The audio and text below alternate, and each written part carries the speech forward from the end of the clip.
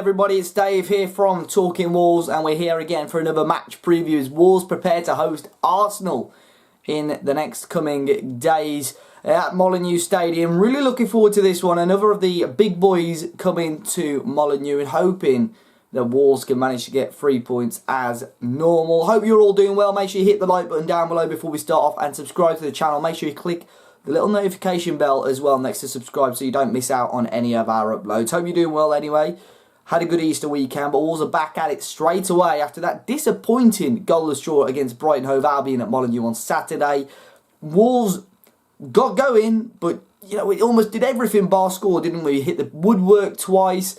Brighton defending for their lives, came obviously for one thing, which is 1 point, and that's exactly what they got. Glenn Murray, their striker, doing more or less nothing. And on another day, you know, if we got that early goal, it could have been 3 or 4-0. Pretty disappointing from Wolves' point of view, though, and it was a big game. And now that means that we have dropped to 10th with results going against us. But we do have a game in hand of a number of teams ahead of us. So a win against Arsenal could shoot us straight back up to 7th and straight back in contention for that Europa League spot, or possible Europa League spot, I should say. Let's start off with some of the match stats, though. And there's some interesting ones today for this game. Wolves have never beaten Arsenal in the Premier League in 9 previous attempts. We've got 2 draws, obviously one of them coming earlier this season, and 7 losses. This is the most they have faced an opponent in the Premier League without a victory. Arsenal haven't lost against Wolves in any competition since September 1979. That was in a top-flight clash. They've won 16 of the 20 meetings since. Wolves drawing just 4 as well.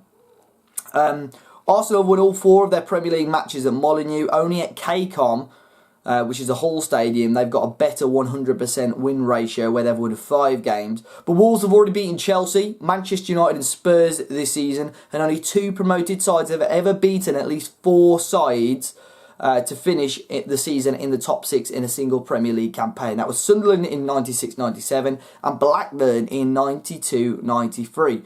But Wolves have kept a clean sheet in 3 of their last 5 Premier League home games, as many as they got in the first 12 at Molineux, and they've only conceded once in each of the other 2 games, and Wolves are unbeaten in their last 6 Premier League home games, winning 4, drawing 2.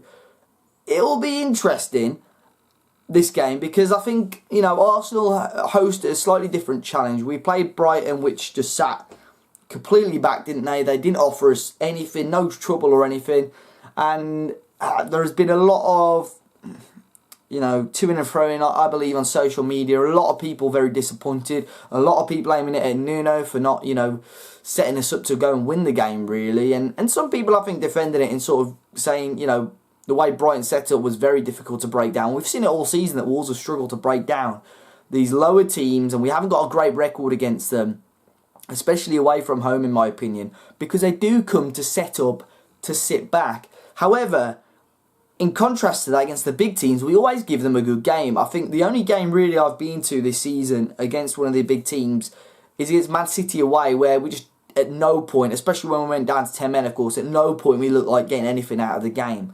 I think against Liverpool at home, probably close to that City game, but we still gave it a good go. But Chelsea at home we beat. Away, we probably should have beaten them as well. Manchester United away, we got a point, and obviously we beat them at home, rightly so, I think. Arsenal, again, we probably should have won, we conceded late. Spurs at home, we lost, but gave them a really good game, and obviously beat them at Wembley. We're beating these teams that want to come out and play, and Arsenal are going to want to do that as well. They lost out against Crystal Palace at the weekend. They're really going to want to bounce back. But away from home, they're not fantastic either, and that has got to work in Wolves' favour. Their defence at the moment, Arsenal, is really, really shaky. I know Mustafi had a couple of issues in that game. He made some big errors, and Arsenal fans aren't too keen on him starting the game. But I think they're quite restricted. They probably are, they will have to start him. I know that they've got quite a number of injuries. Xhaka is a player who I think they will want to start, but he's having a late fitness test. They've got Denis Suarez out, Aaron Ramsey out, which is obviously quite a big miss for them. There's definitely areas for Wolves to exploit, and I'm looking forward to it, to seeing if Arsenal play high, if they come at us a little bit more.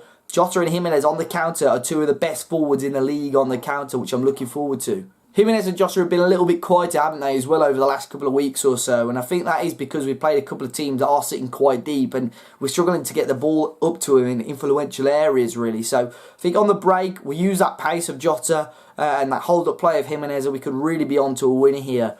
But looking at Arsenal's team, some key players, obviously you've got Pierre-Emerick Aubameyang. That guy's been on fire at the moment. I actually think, in terms of top players in the league, I think he's quite underrated. I think he's quite, obviously a lot of people that watch football know he's a very, very good player. But, you know, he's a big contender for Golden Boot. And I don't think he doesn't get spoke about a lot. So he's definitely a player we've got to watch out for. He's very, very quick. I think Wolves will sit a little bit deeper anyway, so that might nullify a bit of his threat. He misses a lot of chances, but, you know, they create a lot of chances which fall to him, and obviously he does take a number of them as well. Other than that, I would have said Aaron Ramsey. You know, he's a big miss, but they've got the firepower of Lacazette on the bench as well. So they obviously got a good threat. And I think Unai Emery is, for an introduction season in the Premier League, he's not doing a bad job at all. And obviously they've got one eye on the Europa League. They've got that to fall back on. If they don't get top four, if they obviously win the Europa League, they can get another Champions League place. So it'll be very, very interesting to see how that goes. Now, in terms of Wolves, I fully expect us to make at least one change from that draw against Brighton. I think Leander Dendoncker will come in for Morgan Gibbs-White. I think that's a given. That will obviously add us a little bit more stability defensively. But at the same time, I like Dendoncker going forward. I think he does offer a threat. He's a big guy. He gets around a little bit, got a little bit of pace to him as well. And he shields the ball really well. I think if we can hold the ball and have spells of possession against Arsenal, it will work really well. Whenever we are against the top teams and we do hold the ball and knock it around, I think it almost takes these big teams by shock a little bit, because we know we've seen Wolves at times this season knock the ball around, have 50, 60% plus possession, 70% possession some games. So we know we can knock it around. I think it's just key for us to be patient against Arsenal and wait for that chance and take it. But as I say, I think Leander Dendoncker will come in for Morgan. I wouldn't mind Vinagre coming in. He played against Manchester United in the league win, and I think if we can use him to attack a little bit more, a little bit of flair. He came on against Brighton a little bit too late, in my opinion.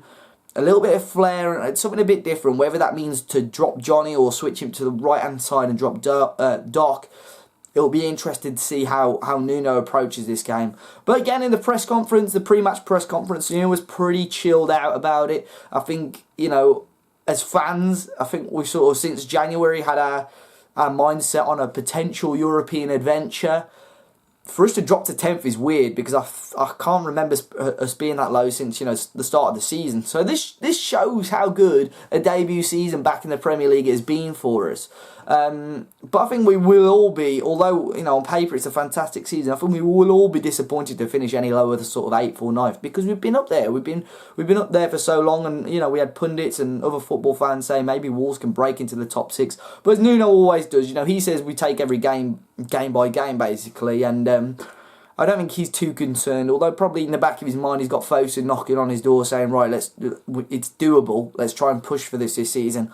But for Wolves to do so, I still think we need to win 3 out of the remaining 4 games.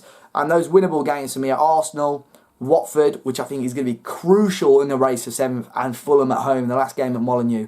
Then obviously we come on to Liverpool, which is the final game of the season, which we can talk about then, because if I talk about it now, it could be very, very different in a couple of weeks' time, as you know, with that title race hotting up.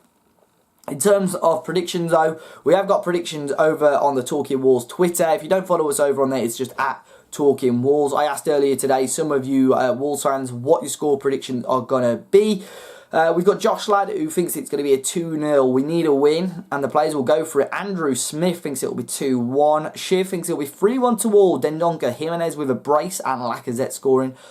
Generation Oz thinks it'll be 3-1 Wolves. Wayne Hannay has gone on the opposite end and said 3-1 Arsenal.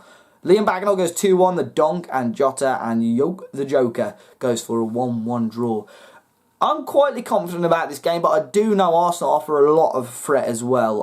If there are any Arsenal fans watching, let us know your predictions down in the comment section down below. I'm going to back Wolves, though. I really, really hope we can turn it around. You know, we've been a bit of a downer since Wembley. Hopefully we can get this win, boost the morale up for the rest of the season. I'm going to back Wolves to get a 2-1 win. I think Diogo Jota's going to nick a goal as well. He always does it, or seems to, against these big teams. So yeah, 2-1 Wolves. Hopefully the boys can bring it home. Make sure you hit the like button down below. Subscribe to the channel. Enjoy the game. As always, we'll have the post-match review once the game is done. And fingers crossed, Wolves can get the victory. Enjoy the rest of your day though, guys. And I'm sure I'll see you all very, very soon.